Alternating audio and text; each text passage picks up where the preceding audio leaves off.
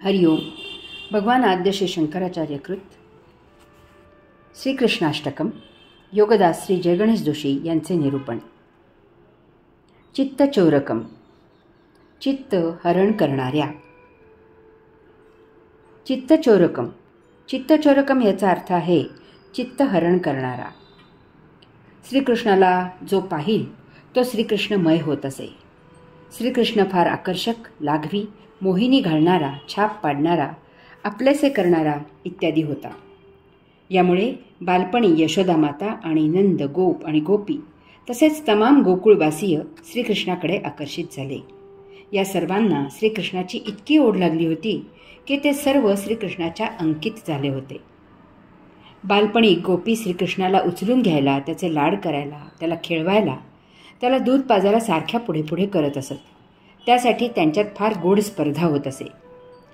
या सर्वांना श्रीकृष्णाचे वेड लागले होते.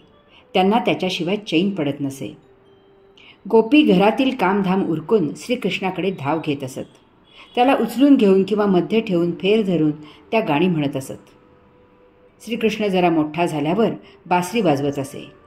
तो बासरी वाजवू लागला की गोपी तेथे धावत जात असत आणि त्याची बासरी ऐकत मुग्ध होत असत.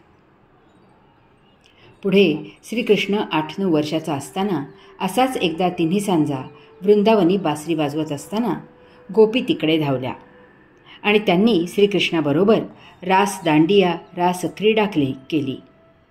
एक प्रहर झाल्यावर श्रीकृष्णाने परत परत सांगूनही जेव्हा गोपींनी घरी जायला साफ नकार दिला तेव्हा श्रीकृष्णाला तेथून अदृश्य व्हावे लागले. श्रीकृष्ण गाईगोरांना घेऊन चरायला नेऊ लागल्यावर गोप श्रीकृष्णाला पुढारी करून त्याच्याबरोबर रानात जाऊ लागले. त्याच्याबरोबर खेळू लागले. ते श्रीकृष्णासह नृत्य करू लागले. एकत्र शिदोरी खाऊ लागले. यमुना तीरी खेळू लागले. यमुनेत पोहू लागले. झाडावर चढून सूर पारंब्या खेळू लागले. ते त्यांच्या लाडक्या कान्ह्याला बासरी वाजवायला लावत असत. गोकुळवासियांना श्रीकृष्ण हवाहवासा वाटे. संकट काळातील त्याचे शौर्य, त्याचा पराक्रम, त्याचा धीरोदात्तपणा, त्याची समयोचित अचूक निर्णयक्षमता अनुभवून सर्व स्तिमित झाले होते. यामुळे श्रीकृष्णाने सांगावे आणि सर्वांनी तसे करावे असे समीकरणच झाले होते. भगवान आद्य श्री शंकराचार्य सांगतात की श्रीकृष्ण चित्त चोर आहे. मनाबद्दल आपण मागील स्तोत्रामधून निरूपण केले आहे. बाह्य मनाला चित्त असे म्हणतात. हेच चित्त बाह्य भौतिक जगतातील वस्तुजगताला आकर्षित होते. यामुळे आपण भौतिकाच्या भोगापवर्गतेत अडकतो. यामुळे आपले उपभोग वाढतात, संचित वाढते, पुनर्जन्माचे फेरे वाढतात. या सर्वासाठी आपण सोयीस्करपणे चित्ताला दोष देऊन मोकळे होतो. जणू काही यात आपण धुतल्या तांदळासारखे स्वच्छ असतो आणि सारा दोष चित्ताचा असतो. म्हणून श्री शंकराचार्यांची या ओवीतील ही ओळी आपल्यासाठी झणझणीत अंजन घालणारी आहे. या ओवीचा सखोल अर्थ, उपदेश, अध्यात्म समजून घेतले आणि त्याप्रमाणे आचरण केले तर आपली भोगापवर्गता क्षीण होईल आणि आपली योगधामी मुक्तीची यात्रा आपोआप सुरू होईल. यासाठी आपल्याला जे आचरण करायचे आहे ते काही क्लिष्ट, वृक्ष, जटिल वगैरे मुळीच नाही. असे आचरण करणे फार फार सोपे आहे. परंतु हे जरा अगदी थोडेसे लक्ष देऊन समजून घेतले तर ना. आता पुढील निरूपण वाचावे म्हणजे मी काय सांगत आहे ते आपल्या लक्षात येईल. लक्षात आले की तेथेच असे आचरण करायचा संकल्प सोडण्यात आणि त्यासाठी मुहूर्त शोधण्यात वेळ वाया न घालवता तत्क्षणी त्वरित असे आचरण येथेच सुरू करावे आणि आपली मुक्तीची यात्रा आरंभ करावी. भगवान आद्य श्री शंकराचार्य सांगतात की श्रीकृष्ण चित्त चोर आहे. श्रीकृष्ण महाअट्टल, अतिशय निष्णात, यासाठी सवकलेला असा चित्तचोर आहे. श्रीकृष्ण सतत सारखा अव्याहत आपले चित्त चोरण्यासाठी आपल्याकडे पाहत आहे. तो हर प्रकारे आपले लक्ष वेधून घेत आहे.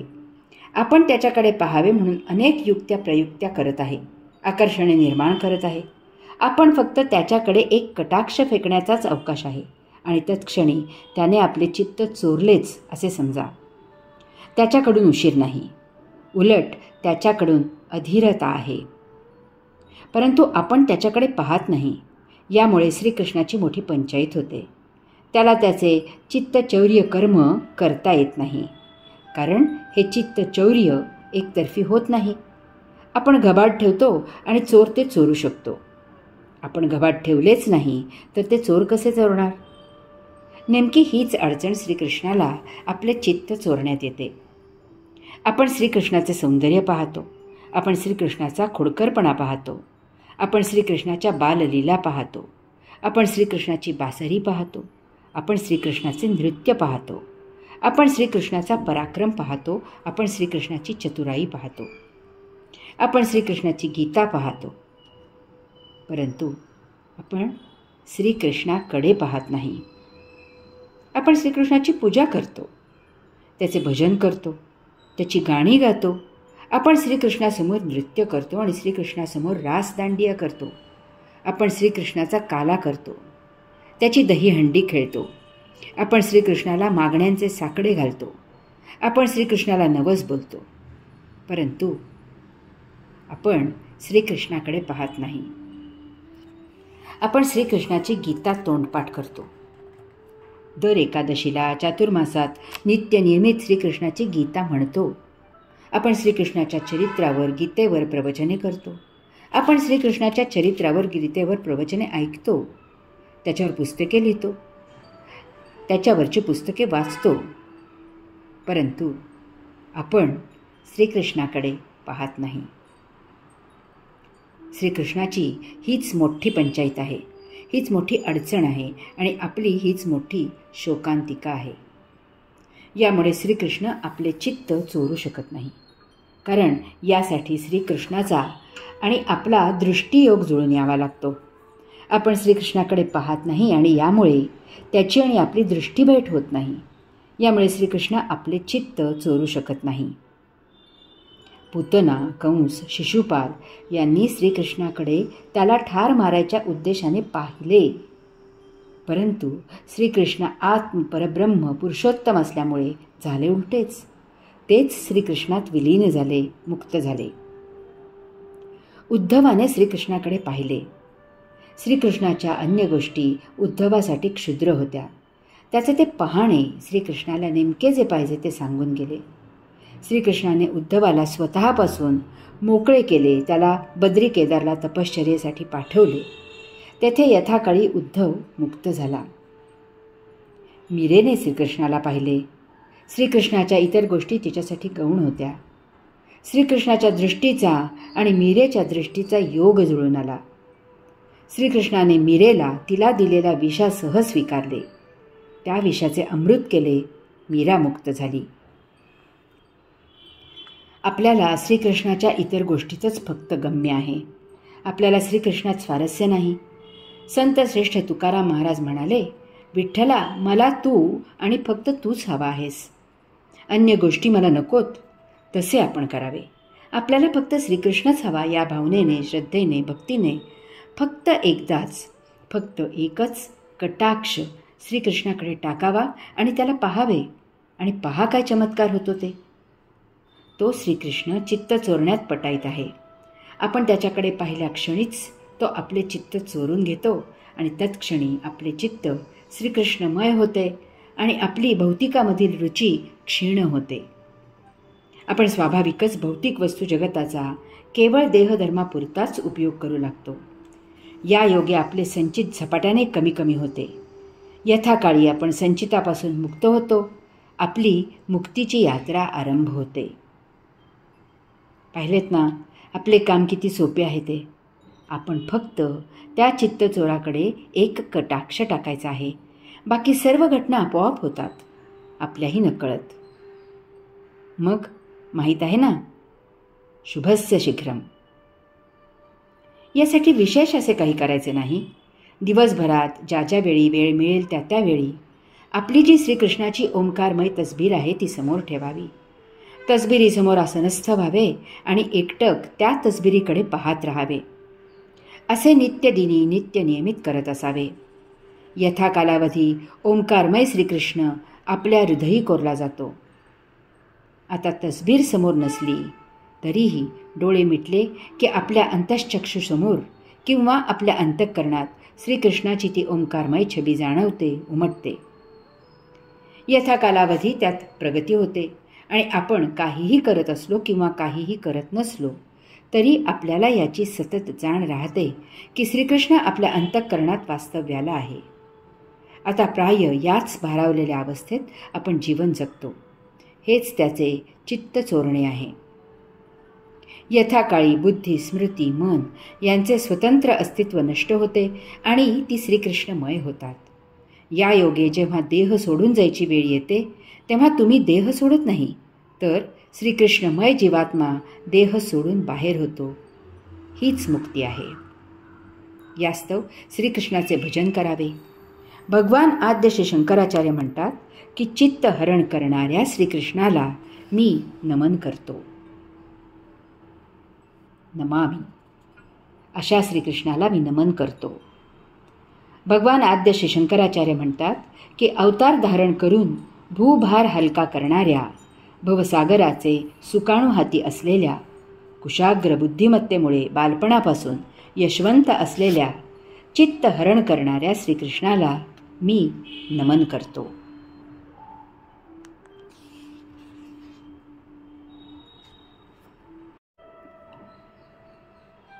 दृगंतकांतभंगिनम. ब्रह्मांडामध्ये सर्वोत्तम गुणांचे मूर्तिमंत उदाहरण असलेल्या दृगंतकांतभंगिनम. दृग अंत, कांतम अंगिनम. दृग म्हणजे आत्ता समोर दिसत असलेले ब्रह्मांडाचे अथ. अंत म्हणजे इति, ब्रह्मांडाचे शेवटचे टोक. कांतम सर्वोत्तम. अंगिनम गुणांचे मूर्तिमंत उदाहरण. भगवान आद्य श्री शंकराचार्य ब्रह्मांडाच्या अथ म्हणजे दृग पासून इति म्हणजे अंतमपर्यंत, सर्वोत्तम म्हणजे कांतम, गुणांचे मूर्तिमंत उदाहरण म्हणजे अंगिनम म्हणजे श्रीकृष्ण आहे, असे श्रीकृष्णाचे वैशिष्ट्य म्हणून सांगत आहेत. श्री शंकराचार्यांनी हे श्रीकृष्णाचे वैशिष्ट्य, श्रीकृष्णाचा हा विशेष म्हणून सांगितला आहे. ब्रह्मांडामधील वस्तुजगत अनेकांगाने विभिन्न असूनही त्या प्रत्येकातील सर्वोत्कृष्ट असा एकच एक श्रीकृष्ण आहे, ही विशेष गोष्ट आहे. भगवंत श्रींनी गीतेच्या 10व्या अध्यायात त्यांच्या विभूती सांगितल्या आहेत. ब्रह्मांडामध्ये जडीस्थळी काष्टी पाषाणी चराचरात आत्मपरब्रह्म पुरुषोत्तम व्यापलेला आणि भरलेला आहे. पुरुषोत्तम म्हणजे परमचैतन्य आहे. त्यामधूनच येथे भौतिक वस्तुजगत निर्माण झाले आहे. त्यात उत्पत्ती, स्थिती आणि लय असे अव्याहत होत असते. येथे 84 लक्ष प्रकारच्या भिन्न योनी आहेत. त्यामध्ये प्रत्येक योनीत सर्वोत्तम असे जे काही आहे ते श्रीकृष्ण आहे. त्याचे वर्णन गीतेमधूनच वाचायला पाहिजे. त्यासाठी योगदासांचे भगवद्गीता बोध हे पुस्तक वाचावे. तसेच याखाली जे आहे तेथे आपण सर्व आहोत. आपल्याच श्रीकृष्णाचा अंश आहे. या अंशाचाच आधार घेऊन त्याचीच धारणा करून त्याच्यावरच ध्यान लावून त्या सर्वोत्तमाशी श्रीकृष्णाशी योग जुळवून आणायचा आहे. याचा अर्थ असा आहे की आपण जीवन जगताना जे काही सर्वोत्तम आहे ते प्राप्त करण्याचा प्रयत्न करायचा आहे. म्हणजेच श्रीकृष्णाशी योग जुळवून आणायचा आहे. यासाठी जीवन जगायचे आहे. सर्वोत्तम प्राप्त करणे म्हणजेच स्वाभाविक, निकृष्ट, नीच, निंदनीय असे त्याग करायचे आहे. या योगे आपोआपच स्वभावतःच आपले योगाचरण सुरू होते.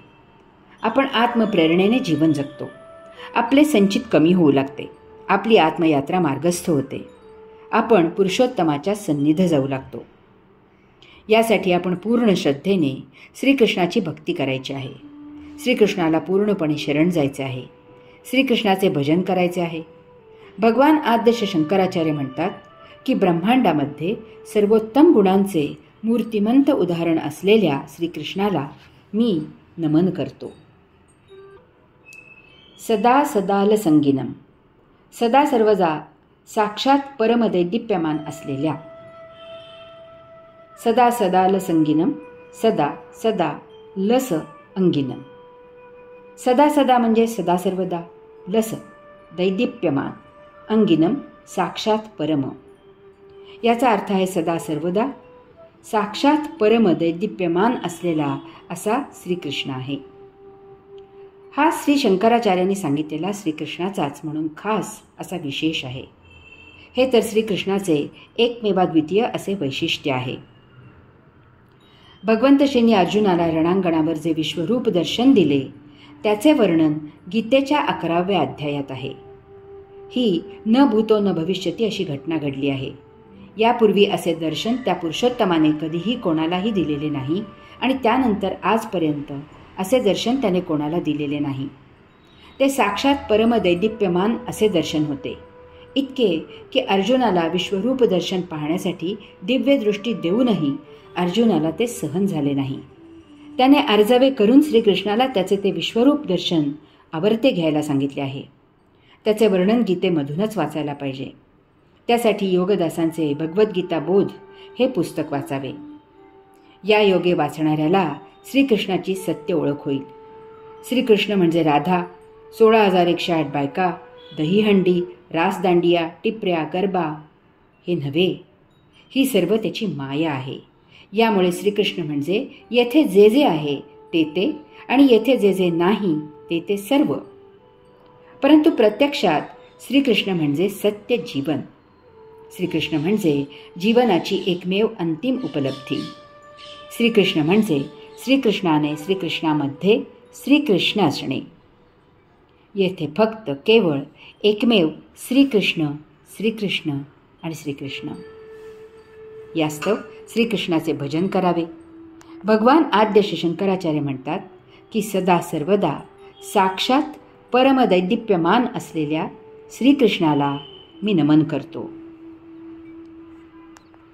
हरि ओम.